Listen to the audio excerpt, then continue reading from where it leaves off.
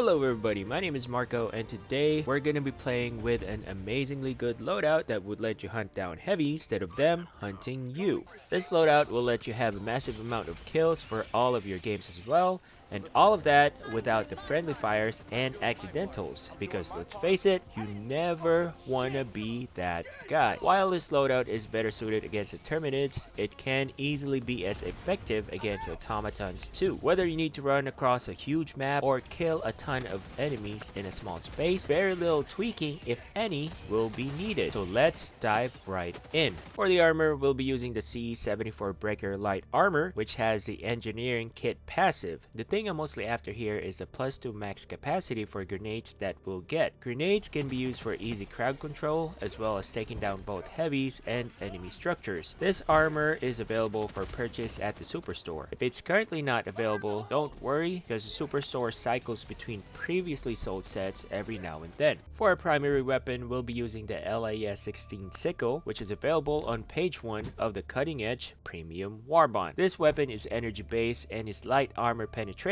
What I like about this weapon is that it can potentially have unlimited ammo as long as you manage your weapon heat properly. This is very useful for destroy Terminid egg objectives. To manage its weapon heat, all you have to do is switch to your secondary weapon right before the heat meter reaches max. Do take note that even if the sickle overheats, you get a lot of reloads for it, so if you have no choice but to keep on shooting, don't be too worried about it. The secondary weapon we'll be using is the P19 Redeemer submachine gun, and let me tell you, this thing is a beast. It is light armor penetrating as well and has an 1100 fire rate. You can find it on page 2 of the basic Helldivers Mobilized Warbond. For the grenade, we'll be using the G16 Impact Grenade. Just like the Redeemer, it's on the basic Warbond as well, and you can find it on page 5. It's basically the same as the default HE grenade, minus the fuse time. You no longer have to cook the grenade, as this thing explodes on impact. Now for the stratagems. The first one is the Orbital Laser. This thing can obliterate heavies, clear out mobs, and even destroy structures. This stratagem will give us the versatility that we need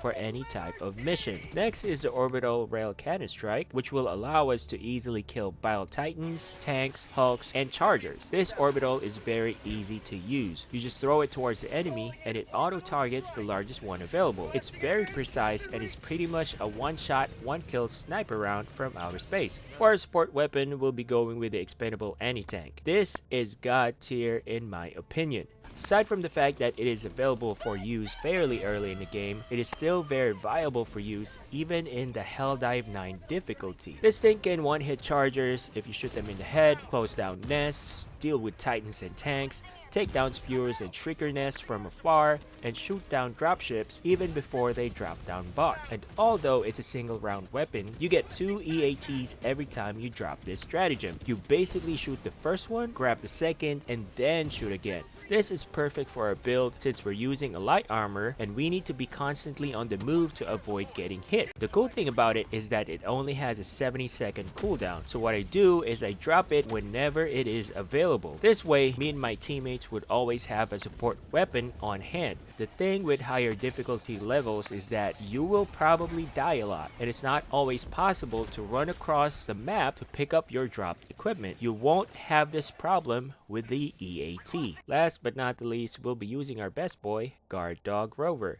Now, out of all the things that we have equipped, this is probably the one that's most likely to accidentally hit your team. To avoid this, you need to be mindful of where the enemies and your teammates are at all times. Speaking of map awareness, for huge maps, I like using the Recon Booster. It's helpful in making sure that you and your team know what's coming. And just in case 1 or 2 enemies manage to get close enough, Guard Dog Rover acts like a compass for me and lets me know where those nearby enemies are. Again, this is especially helpful when there are planetary effects that limit visibility. And that is it for this video. I'll be posting a full gameplay video right after this, and if it's already uploaded, there should be a link for it somewhere on the screen.